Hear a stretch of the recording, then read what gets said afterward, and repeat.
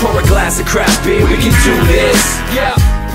So, like, for those who have only tuned in, you know, in the last, 6 months or so, they probably won't know the history. Yeah. So this started just to, I don't want to go into it too deep, but just I feel like it might be, there's some value for some people. Let people know. So without you having to go all the way back. So basically in 2011, we started this thing called 365 Days of Beer. Oh, you're bringing it that far back? Yeah. Oh, yeah. No, that's only just a touch on it. Where we had to drink 365 beers in a year, and that's why we keep seeing me take these stupid photos. You're still doing it. You're crazy. I'm still doing it. Yeah, I did it 2 years in a row. I'm like, hey, I'm good. I did this, and you're like, just I'm OCD. You're OCD, yeah.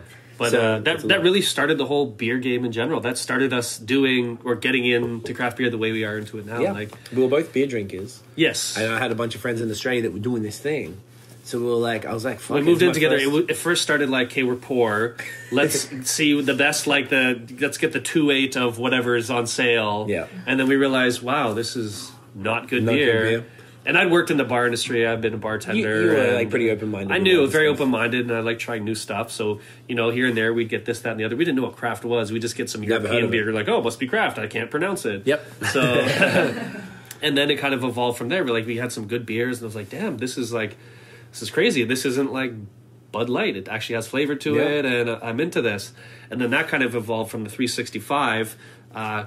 Sparked my interest in brewing. So I'm like, Yes. you know what? Dude, let's started brew a homebrewing beer. the Let's same homebrew year. a beer. So I went out and I bought it. 2011, yep. I bought a kit from Toronto Brewing. Yes, you Shout did. out Zach. Back in the day, I used to knock on his front door and get Yeah. all my brew supplies from his place.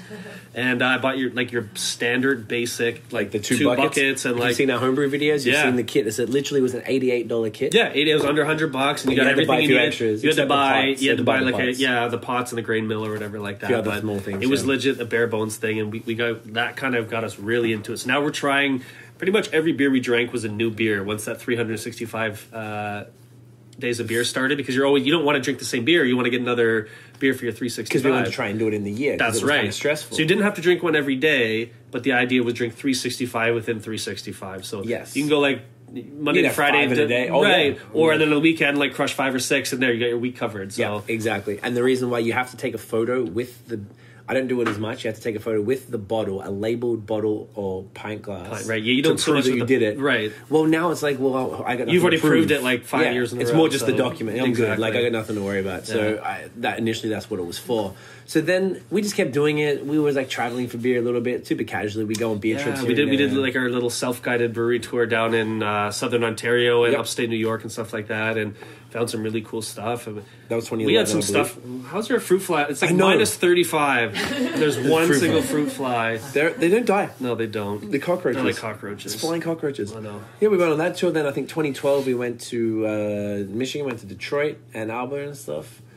Checked out a bunch of stuff out there. So it was super like casual. That's when we got to. We had Jolly Pumpkin, and we thought it was off because I'd never had a sour beer before. I was Yeah. like legit new to the game, and I'm like, oh man, it's a pumpkin beer by Jolly Pumpkin. This has to be the It's best gonna be pumpkin great. beer that ever pumpkined. And I'm like, Man. oh what? Whoa! What?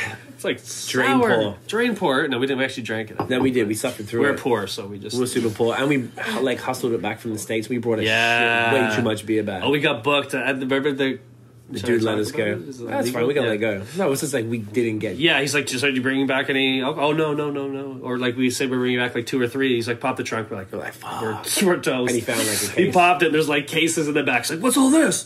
And they're like, oh, remember we we went to- forgot.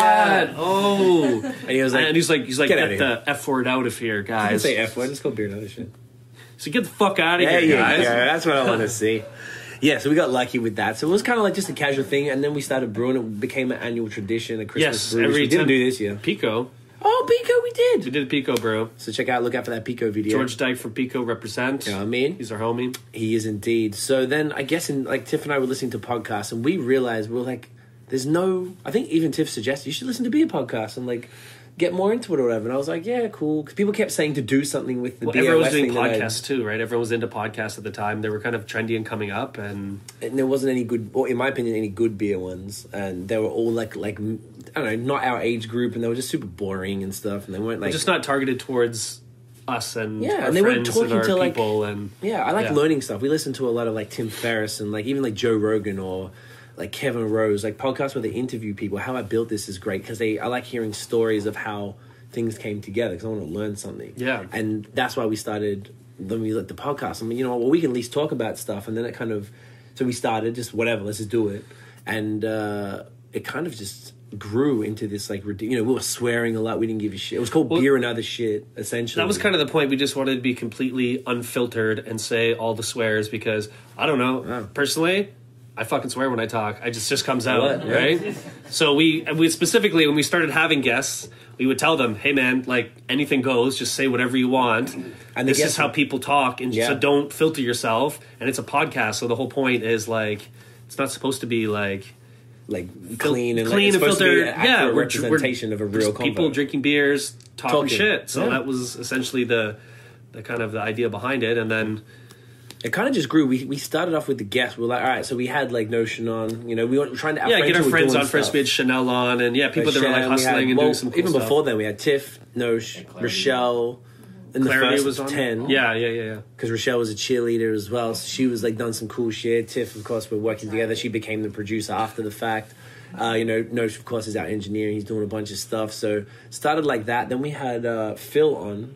No, we had Dave Scott. But that was like Skype. We never did that. Skype we weren't recording that was at that cool. point. And then I was like, oh man, breweries want to talk to us? Because that was just a fluke. It wasn't even a thought. Like, we didn't even think about that. It was never the intention either. You know what those things is like a side project. Like, not that I didn't care about it, but it was the one thing, because business was serious for me, music was serious, and it had really taken up my last like 15 years or whatever. Yeah. And then beer was like this outlet that I just a little passion that we had, like a little, and then it became a side project. No pressure. Right. And now it's completely super stressful and pressure. And, but then content. Got to do it. Got to feed the beast. True. So yeah, that's kind of how that started. And then Judith gave us feedback that the owners of Glutenberg didn't like that we were called Beer and Other Shit. They didn't like our cussing. So we were like, okay, hold up. This could be, we got two choices. We could fuck that and keep doing it this way, or we could like tighten it up a little bit and tone it down and make. And we something thought about of like, this. let's try it. Let's see what it sounds like, what it looks like, what it feels like to kind of, because the cussing was never forced.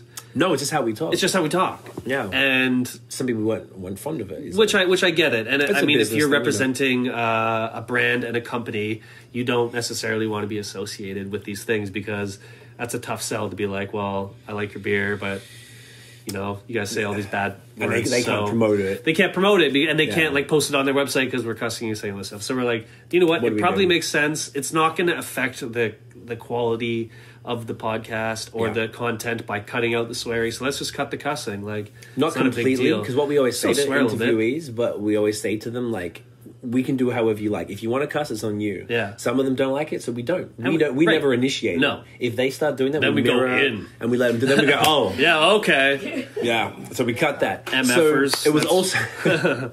It's also why we rebranded to BAOS Podcast. It was just called Beer and Other Shit was the name of my blog because I didn't care because it was just beer and other shit from my Instagram. I was syncing to Tumblr. Yes. And then it was Beer and Other for iTunes because you can't swear in cuss the title. in the title, exactly. Yes. So it was Beer and Other SHHH. 3 H's, yes. That's what, if you want to look on iTunes, it's still under that. Yeah. So basically, that's kind of where it came from. We were just like a couple of dudes drinking beer because we started with the 365. We learned a lot along the way. We say this kind of in jest, but we don't have BJCP. We're not Cicerones.